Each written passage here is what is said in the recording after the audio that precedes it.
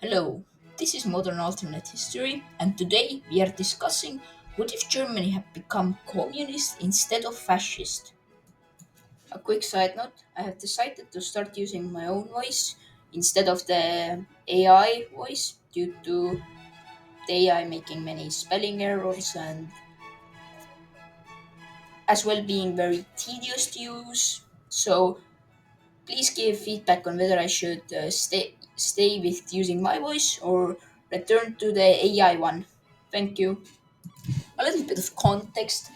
German communism is a bit different than the Russian communism that we know. German communism is called Spartakism and is a more libertarian variant of communism.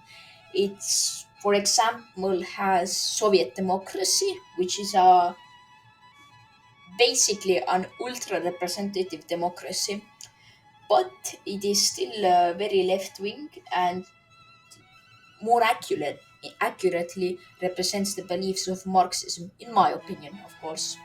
A few things that I had forgotten to put into the map is that Siberia is under the control of whites with the Caucasus area and the areas above it, and also that Ukraine is semi independent in an independence war.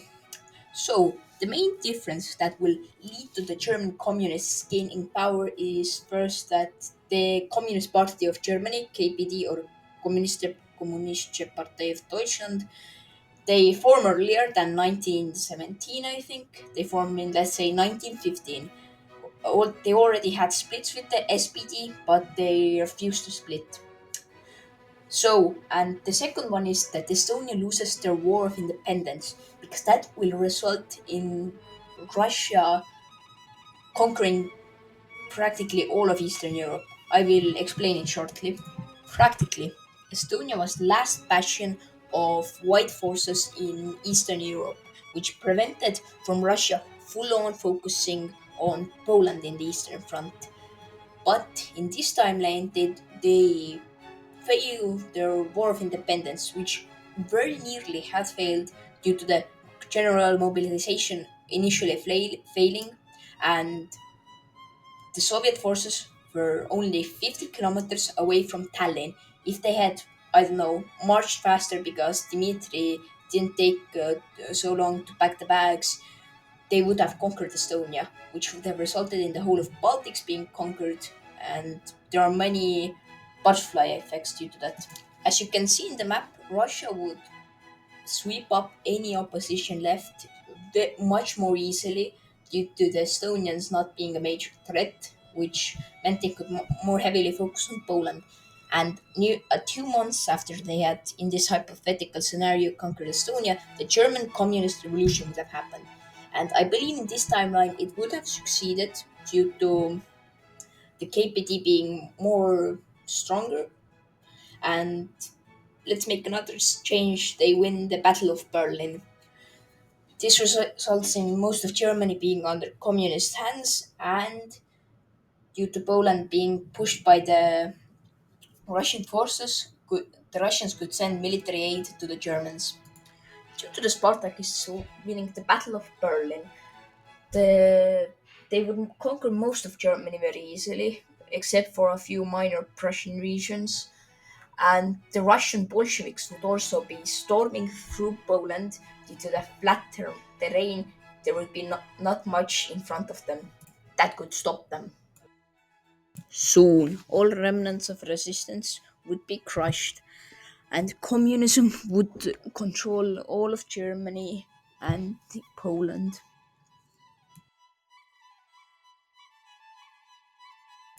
The Baltic states and Poland would gain independence, although nominally, as they would be puppet states of the new USSR. They gain independence mostly due to German fears of Russia growing too strong and dominating all of Europe. Now, the big question is whether Communist Germany would accept the Treaty of Versailles, because if they do not, the French would quickly conquer most of Rhineland and Württemberg and would probably roll over Germany very easily.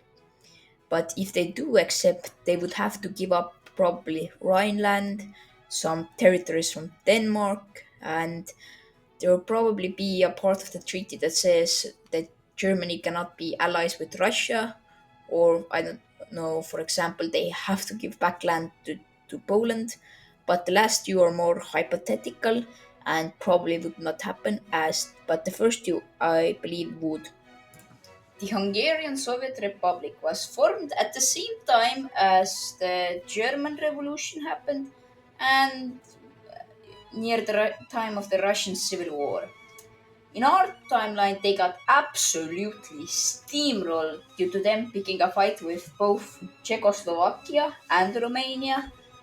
But in this timeline, Germany and Soviet Russia would help them, with the Germans rushing into Czechia, the Russians rushing into modern uh, Bessarabia and Moldova, and the Hungarians conquering Slovakia.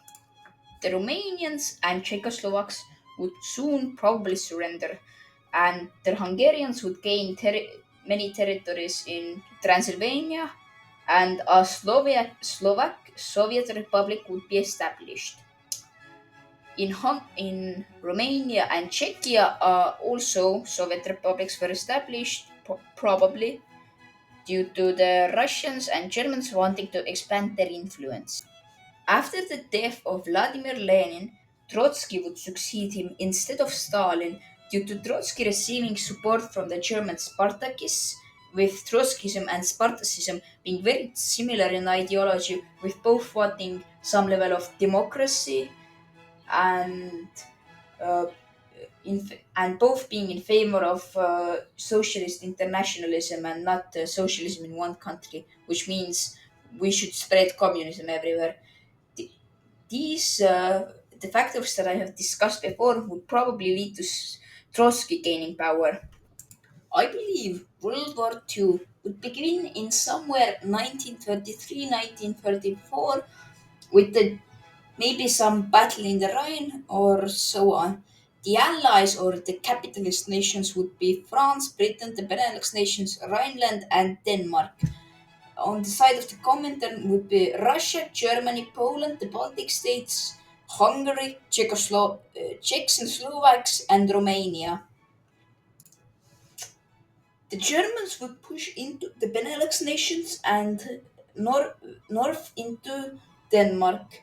The Netherlands and northern Belgium would be almost completely occupied, and the Rhine-Ruhr region would also be quickly conquered by the Germans. The French would manage to hold on to the Rhineland. The German offensive into the Benelux continues, and the Danish have capitulated, with their army collapsing and Copenhagen being taken. The French would manage to mobilize and kick off almost entirely reconquer Belgium. Now, in 1935, I believe, Italy would join the war on the side of the Comintern. Now, you may be thinking, wait, isn't Italy supposed to be fascist? And no, Italy had nearly 2 years of socialists um, occupying factories and many, many other problems that could have led to a revolution, but the Italians only had one strong socialist party, which was the Social Democratic Party, which was again too weak and didn't do anything.